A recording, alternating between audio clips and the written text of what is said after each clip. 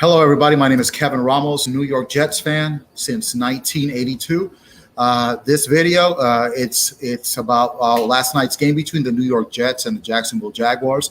The Jacksonville Jaguars dominated the game, and they won 19-3, all but eliminating the Jets from the AFC playoffs. Even though technically, mathematically, the Jets are still in it. Let's be honest, it's all over for the New York Jets, and quite frankly. As a team, as a whole, they don't deserve to make the playoffs. They were 6-3, and looks like they were heading in the right direction. 7-4, and now 7-8. These last four losses, all in the month of December, have been brutal. One after another, after another, after another. Going into December, we were hoping for this 2022 season that the Jets would play meaningful games in December. With that being said, the Jets have lost all of those meaningful games, and it's unfortunate. We now know that the injury to Breece Hall and the injury to Elijah Vera-Tucker, those injuries, season-ending injuries for each one of them, really were the beginning of the end. With that being said, again, this team does not deserve to make the playoffs. Even if they finish 9-8, which they kind of can, they just don't. The way they've been playing, and God forbid if they somehow make the playoffs. The management might be like, well, let's not. Well, maybe we're not that far away. Maybe we shouldn't tinker with the things that we need to tinker with. And God forbid that the Jets get to the playoffs and win a playoff game. Oh, shoot. Then management might not cover up all the weaknesses, which are a lot. And I'm going to go through them.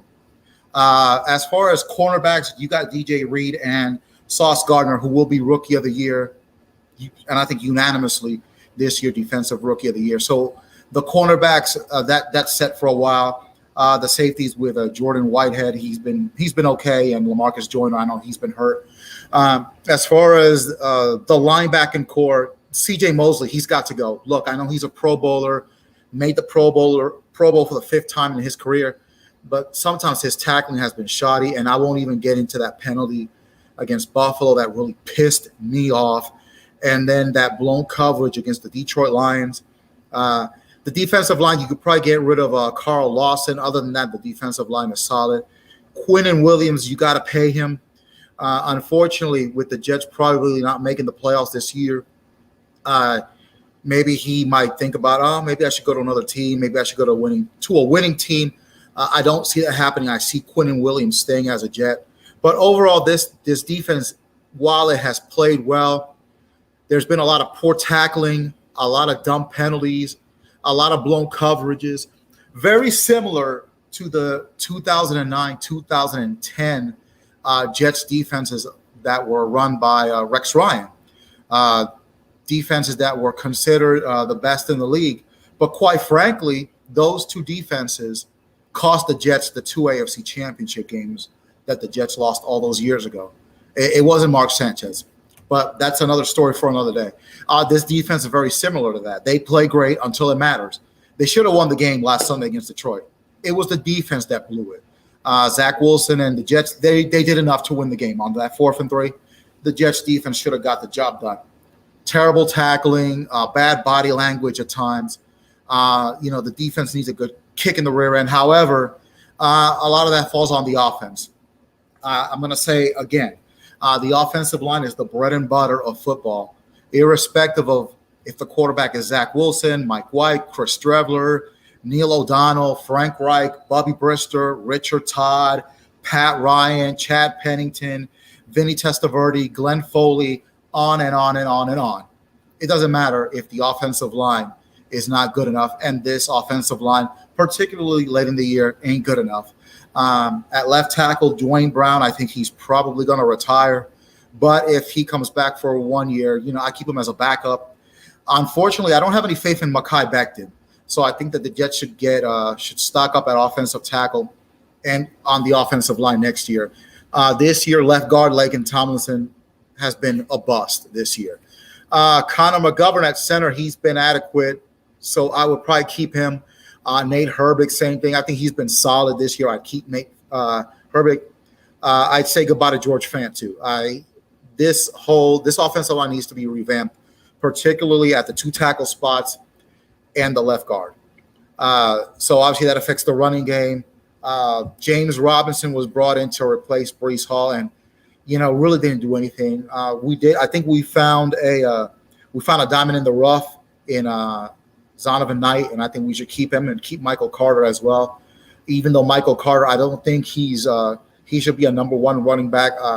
In third down situations and things like that. I think Michael Carter is going to have a solid career as a Jet, very much the way Bilal Powell did. Bilal Powell was a fifth-round running back out of Louisville, and he had a good, solid 11-year career for the Jets. I think that's what Michael Carter is going to end up being, kind of a Bilal Powell kind of running back for the Jets. And so now we get to the quarterback position. ZH, Zach Wilson is done as a New York Jet. Now, in the press conference after last night's game, Robert Saleh said that we have not seen the last of Zach Wilson. I agree with that 100% as far as that goes. We have not seen the last of Zach Wilson in the NFL. I think he should be on another team next year, but we have seen the last of him as a New York Jet. He should not be a New York Jet next season. There's a 20% chance that he might stay with the Jets because he was the second pick in the draft. And look, a lot of it is his fault, but there's parts of it that are not. I think that what's not his fault is the whole offensive scheme that was designed by Mike LaFleur, the offensive coordinator. He's trying to fit a square peg in a round hole. Zach Wilson's skill set is not the quarterback skill set for the scheme that Mike LaFleur has. Mike White, obviously, much more suitable for that scheme. So with that being said, Robert Saleh, who I think will be okay, I don't see him getting fired after this season, despite the really crash landing, so to speak, that the Jets have had. I think Robert Saleh is okay. It's really going to come down to this: one of them's got to go. Either Zach Wilson's got to go, or Mike LaFleur's got to go, or both of them have got to go. I'm willing to say that it's over for Zach Wilson. And honestly, the way he was getting booed last night during that Jacksonville game, really more for his mental health. I think it's better for him to move on and go to another team. The Jets fans have no faith in him. I'm supportive of whoever the quarterback is, but that disaster last night, I can't support that. Chris Streveler, a guy who's he's got a little skill set here and there. He provided a little temporary spark, but no points. Chris Streveler obviously is not the answer, but it's a shame that you're the number 2 pick in the 2021 draft, and some guy that really no one's ever really heard of outplayed you. That says a lot about you. And the team reacted better and played better. The offense got a spark from him instead of you. That says a lot about you.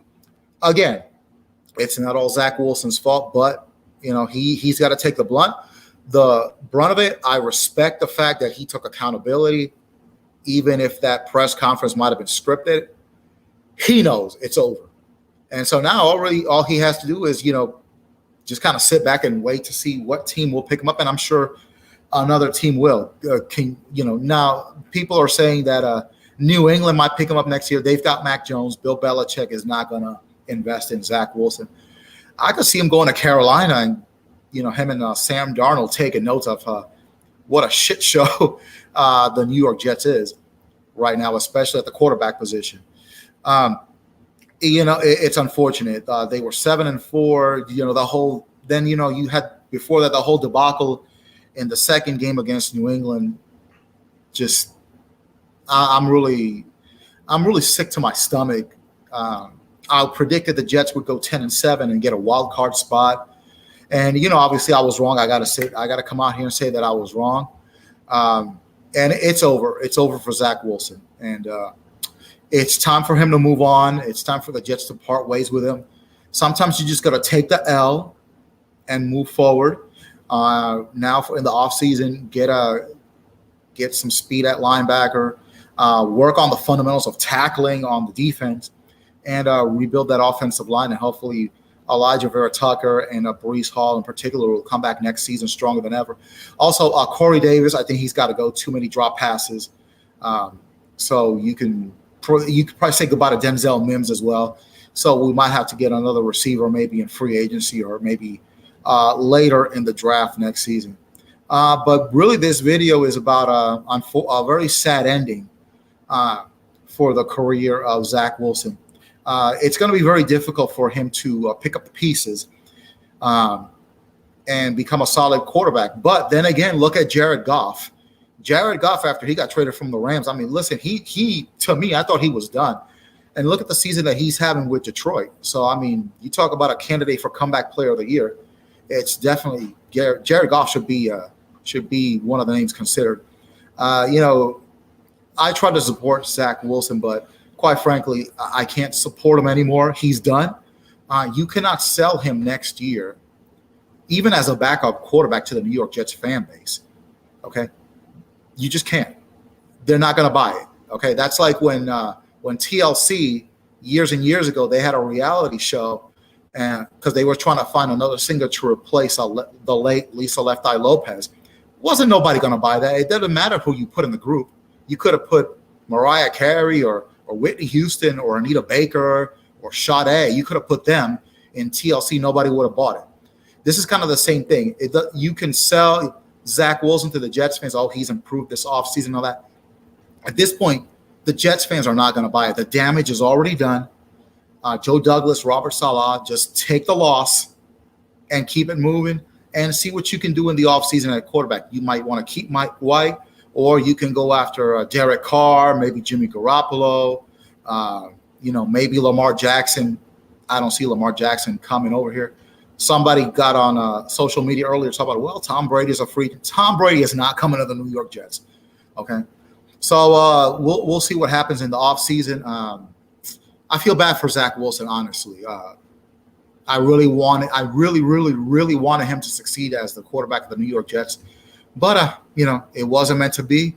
So off to Seattle next week at Seattle, and then off to Miami for the last game of the season. See you then. Bye-bye.